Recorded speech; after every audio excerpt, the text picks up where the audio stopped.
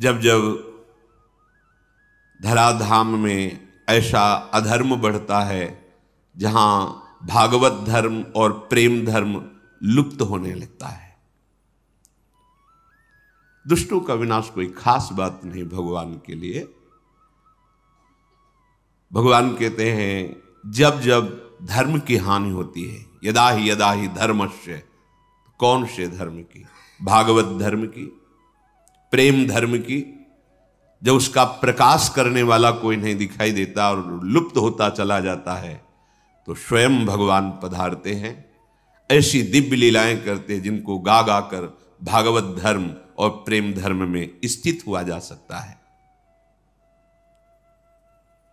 कृष्णाय वासुदेवाय देवकी नंदनाय च और नंद गोप कुमाराय गोविंदाय नमो नमः। दो बात कही गई, वसुदेव देवकी नंदन और यशोदा नंद नंदन। श्री लालजू महाराज निकुंज से आए जो नंद नंदन के रूप में है, और देवकी वसुदेव के यहां भगवान नारायण का प्रादुर्भाव होता है।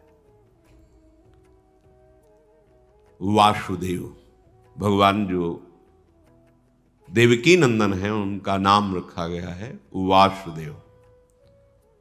सनत कुमार जी, सनक सनंदन सनत कुमार जी जो भगवान से मिल रहे हैं, दर्शन कर रहे हैं, तो वो कह रहे हैं हे भगवान वासुदेव।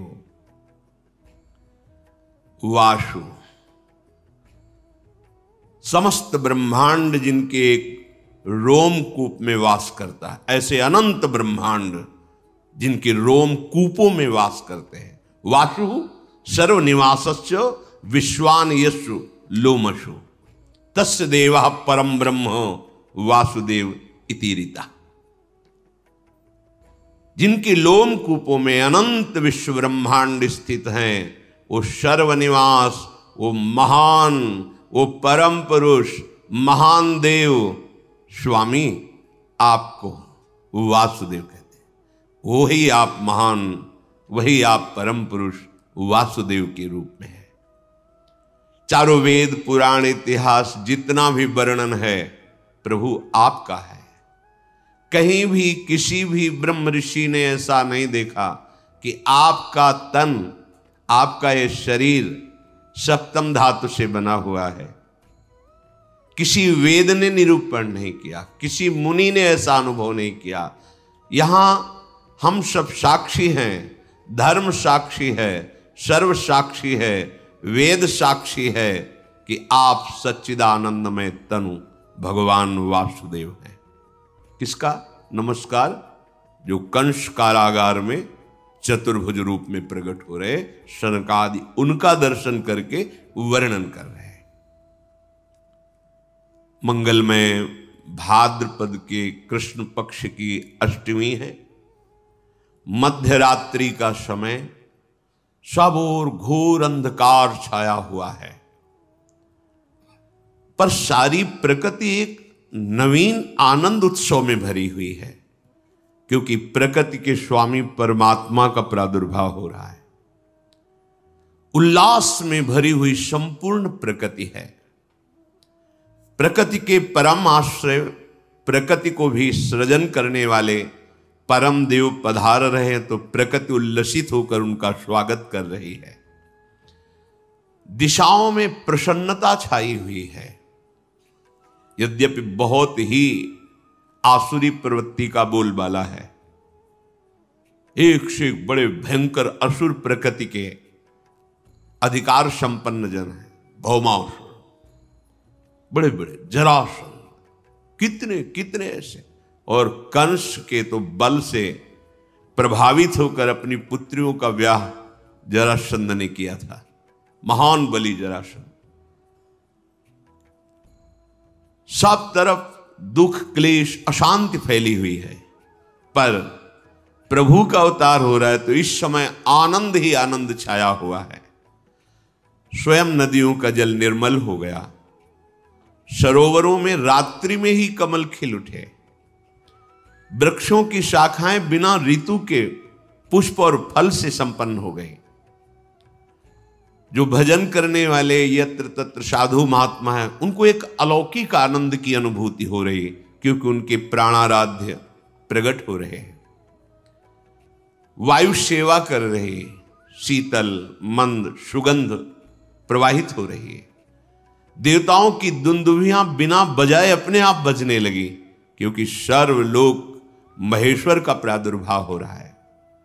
गंधर्व किन्नर एक अलौकिक प्रेरणा से गान कर रहे हैं, नृत्य कर रहे हैं। रात्रि के समय सिद्ध चारण, बड़े बड़े पदाधिकारी लोक के लोकपाल जो ईश्वर कोटि के हैं, सब स्तवन कर रहे हैं। एक अद्भुत जो समाधि में आनंद प्राप्त होता है महत योगी जनों को, आज सबको स्वाभाविक एक शीतलता, शांति, एकाग्रता, परमानंद की अनुभूति हो रही, क्योंकि भगवान का प्रादुर्भाव हो रहा है।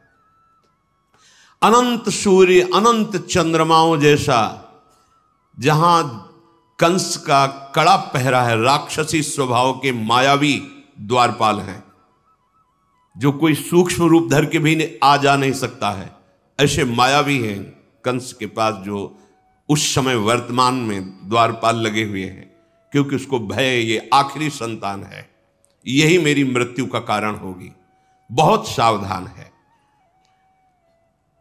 जैसे अनंत सूर्य चंद्र एक साथ प्रकाशित हो गए हों, ऐसे मथुरा में कंस कारागार में दिव्य प्रकाश प्रकट हुआ। देखा शंख चक्र गदा पद्म धारण किए हुए चतुर्भुज विशाल नयन, वक्षास्थल पर दिव्य श्रीवत्स चिन्ह, भृगुलता, भृगु जी के चरण चिन्ह, रत्नहार धारण किए, विविध आभूषण, दिव्य कांति, किरीट मुकुट कुंडलधारी, अंग अंग से सौंदर्य और ऐश्वर्य टपक रहा है। सौंदर्य और ऐश्वर्य अंग अंग से,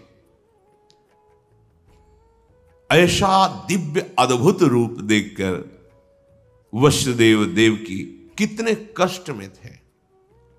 विचार कीजिए, कितने कष्ट। ऐसे दुष्ट स्वभाव के शासक, और उसको भय है कि इनसे संतान जो होगी वो मेरी मृत्यु का कारण, बड़ा कष्टमय जीवन, घोर अंधकार में, जेल में हथकड़ी बेड़ी पड़ी हुई। हमें थोड़ा कष्ट होता है, हम भगवान को शिकायत करने, ये इतने महान तप संपन्न हैं कि भगवान की पिता होने का सौभाग्य, पर कैसा कष्ट है, घोर पहरा है।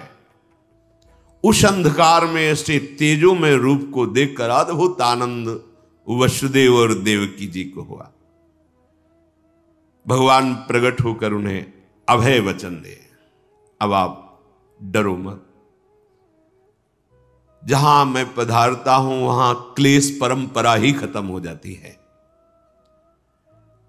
तुम्हें याद कराने के लिए बता रहा हूं, तुमने पूर्व में हमारे को प्राप्त करने की तपस्या की है। भगवान के इशारे से उनको पूरा बोध हो रहा है। तुम कंस के भय से अधीर हो रहे हो। कंसादह मधीरधी, अब तुम्हें किसी से भयभीत होने की जरूरत नहीं। जो मुझे स्वीकार कर लेता है, जिसे मैं स्वीकार कर लेता हूं, काल का भी उसके ऊपर भय नहीं रहता। अब तुम प्रसन्न हो जाओ। देखते देखते भगवान चतुर्भुज रूप से अंतर्धान होकर बाल रूप हो गए, रुदन करने लगे। भगवान का वो बाल रूप द्विभुज, चतुर्भुज ऐश्वर्य रूप, द्विभुज बाल रूप देवकी की गोद में। अब तो देखकर बहुत ही अधीर हो गए, क्योंकि वात्सल्य उमड़ा तो ऐश्वर्य का विस्मरण हो गया। ऐश्वर्य रूप इसीलिए दिखाया कि तुम भय मत करो, मैं सर्वलोक महेश्वर भगवान हूं।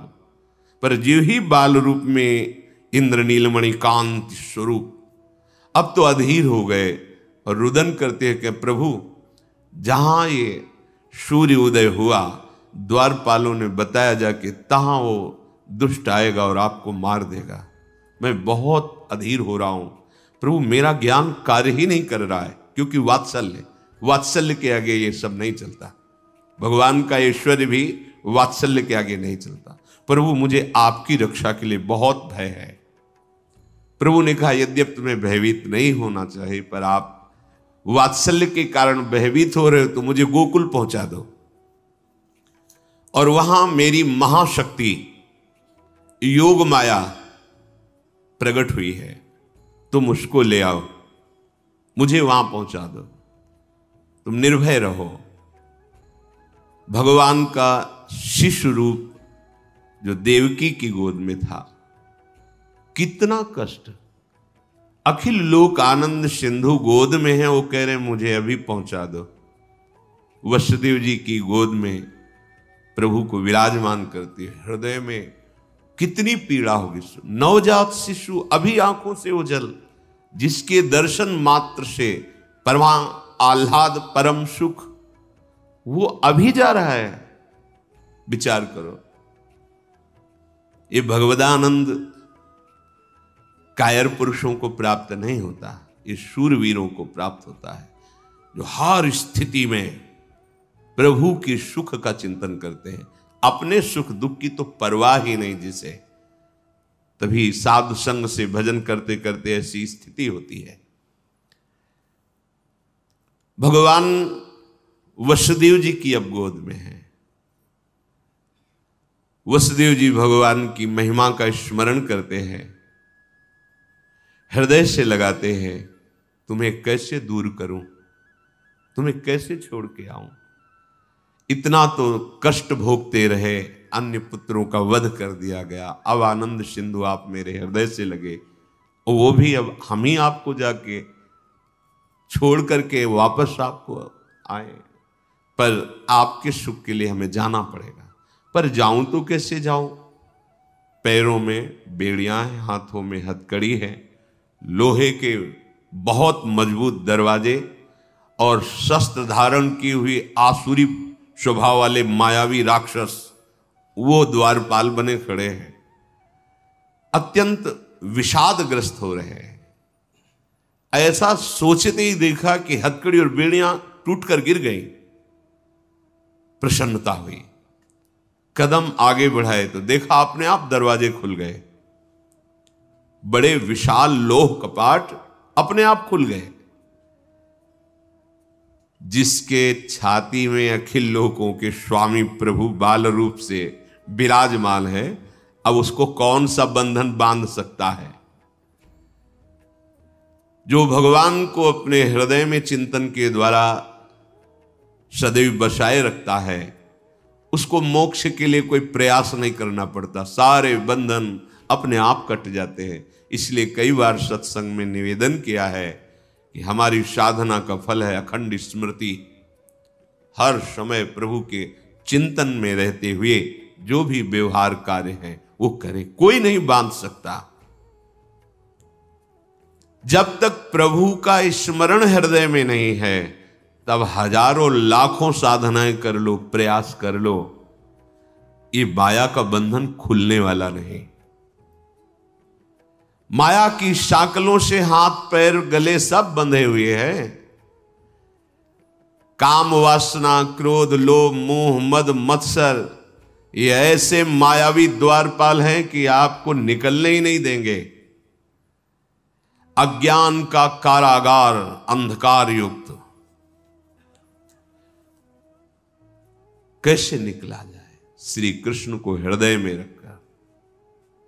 पक्की बात, कृष्ण नाम और कृष्ण रूप में कोई अंतर नहीं। जो कृष्ण है वही कृष्ण नाम है। अगर जिह्वा से राधा राधा कृष्ण कृष्ण चल रहा है तो मानो प्रिया प्रीतम विराजमान है आपकी जिह्वा में।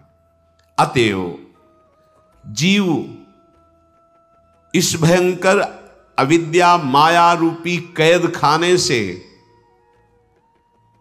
विविध प्रकार की वासना की जंजीरों से, काम क्रोधादि मायावी द्वारपालों से बचकर अगर निकल सकता है तो एकमात्र प्रभु को हृदय में रखने पर, अर्थात स्मरण करने पर। अगर प्रभु का स्मरण है तो आप मुक्त हो जाएंगे। मुक्ति के लिए कोई अलग से वेदांत पढ़ने की जरूरत नहीं, अपने आप ज्ञान प्रकाशित हो जाएगा।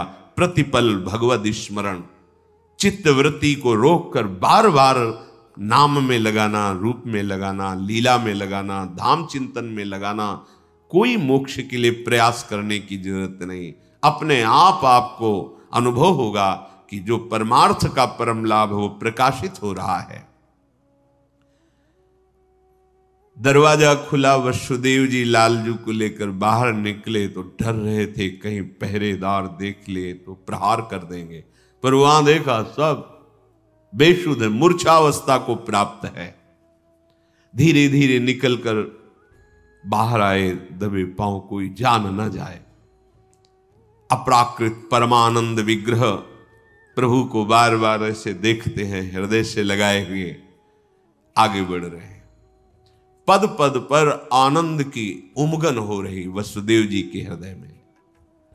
समझिए, जब कोई भगवद स्मरण परायण होता है तो प्रति कदम, प्रति श्वास, प्रति क्षण एक अद्भुत आनंद।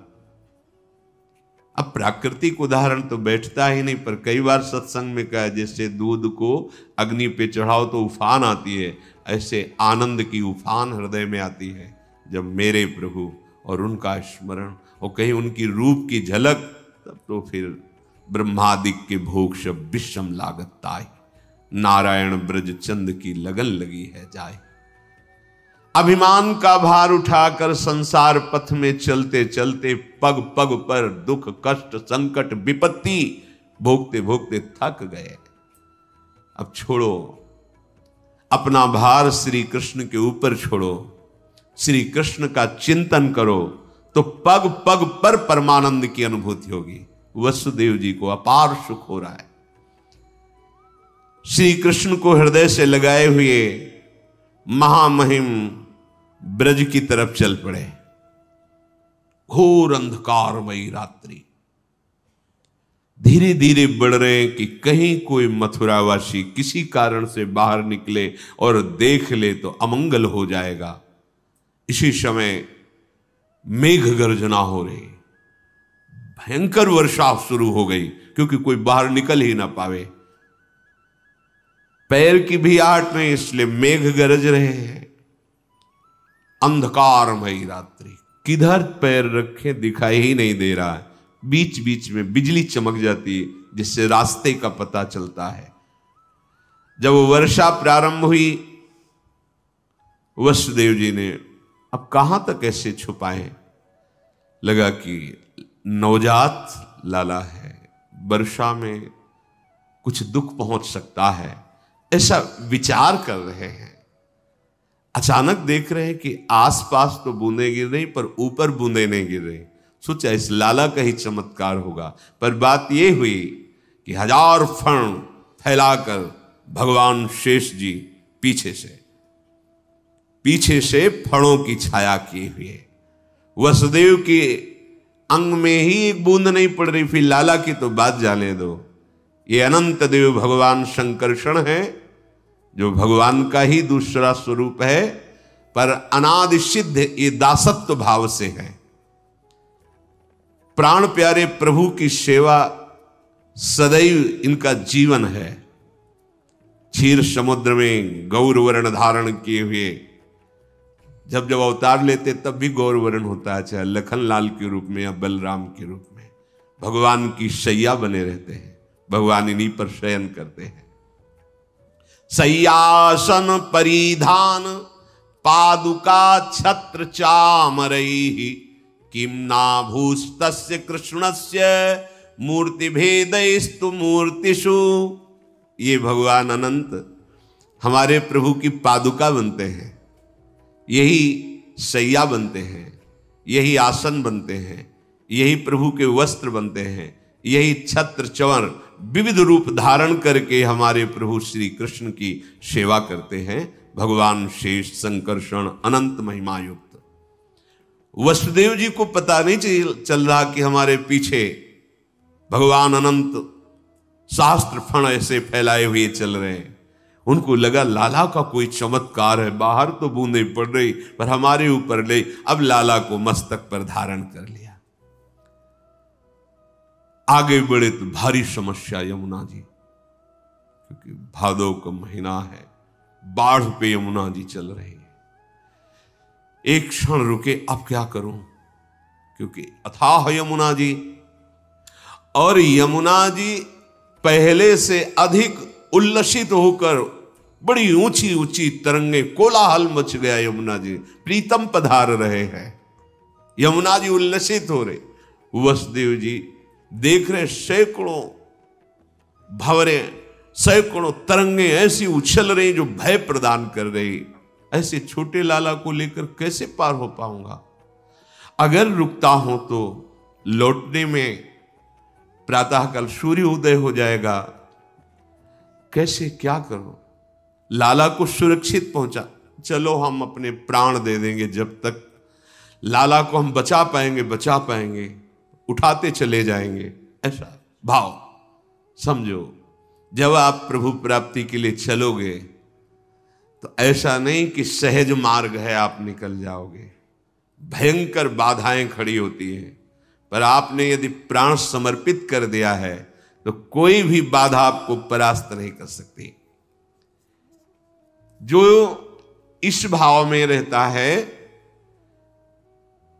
कि मेरे प्रीतम सुखी हो और मुझे नरक मिल जाए, कोई परवाह नहीं। अगर प्रीतम को आनंद मिलता है कि मैं तड़पूं, कष्टयुक्त रहूं, तो वो कष्ट मेरे लिए हजारों सुख से बढ़कर है। वसुदेव जी ने निश्चय किया, अब ये जीवन प्रभु के लिए, क्या डरना। और यमुना जी में कदम रखा। यमुना जी और उल्लसित हो रही।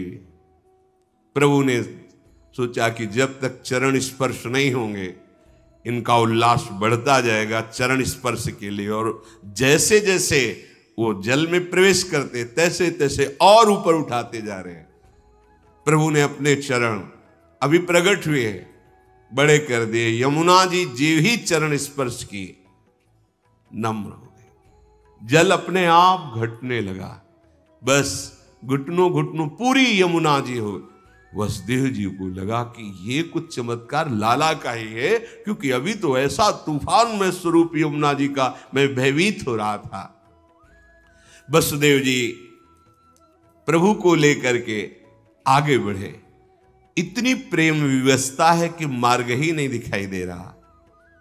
तो ये बिजली चमक चमक करके उसी मार्ग में चमक रही जहां जाना है। वो आगे आगे रास्ता बेशुद्ध है, देह भाव विस्मृत है, परम आत्म सुख का स्वरूप श्री लालजू महाराज उनकी गोद में है। बिजली ने पहुंचाया, कांति प्रकट होते हुए नंद घर में पहुंचे। वहां भी देखा आश्चर्य, कोई नहीं जग रहा, सब सो रहे हैं, अर्थात सब मूर्छित है भगवान की योग माया से। धीरे धीरे कोई जग न जाए, प्रभु को लिए हुए आगे पहुंचे। नंद भवन में पहुंचे, वही विकलता फिर प्रारंभ। ऐसे सुंदर शिशु को यहां विराजमान करके इनको छोड़ के जा, पर चलो इनका सुख हो, इनका मंगल हो। तो जब शिशु को पधराया तो उनकी दृष्टि थी, आदेश हुआ था कि वहां कन्या प्रकट हुई। तो देखा कि पार्श्व में कन्या है। कन्या पर दृष्टि जाते ही उनकी दृष्टि, क्योंकि वो योग माया है, वो ये नहीं देख पाए कि लाला में लाला समा गया। लाला पहले से विराजमान है यशोदा जी की पार्श्व में, और लाली, ये लाली योग माया है, और जो लाला है वो निकुंज से आए हुए लालजू महाराज। पर ये रहस्य वसुदेव जी ने भी नहीं जाना। कन्या को उठाया, फिर हृदय में दाह, क्योंकि प्रभु को छोड़कर जा रहे, हृदय में वियोग है, अब कब दर्शन होंगे आपके। ये बात किसी को पता नहीं है।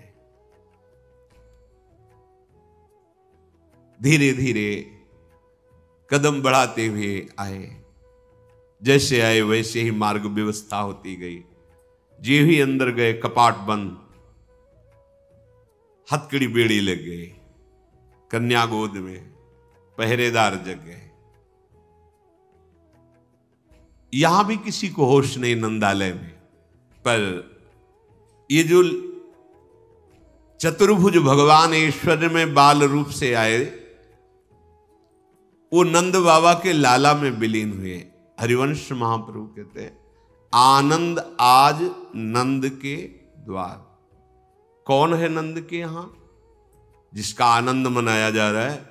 बोले, दास अनन्य भजन रस कारण प्रगटे लाल। और वहां ऐश्वर्य में भगवान, और यहां बिहारी जो वृंदावन में नित्य विहरण करते हैं प्रियाजू के साथ, इसी रस का पान कराने के लिए युगल सरकार पधारे। तो जो लालजू महाराज है वो नंद, आनंद आज नंद के द्वार प्रकट हो रहे। कौन? दास अनन्य भजन रस कारण। यहां परित्राणाय साधूनाम विनाशाय च दुष्कृताम देवकी नंदन भगवान पधार रहे। और ये प्रेमी जनों को प्रेम पान कराने के लिए दास अनन्य भजन रस कारण प्रगटे लाल मनो। इनके प्रकट होने का कारण क्या है? अनन्य प्रेमी रसिक जन, कोई सख्य भाव का, कोई गोपी भाव का, वात्सल्य भाव का, जो जिन मंजरी भाव का, किंकरी भाव का, सबको रसास्वादन कराने के लिए निकुंजाधिपति प्रभु वृंदावनेश्वर पधार रहे हैं। आनंद आज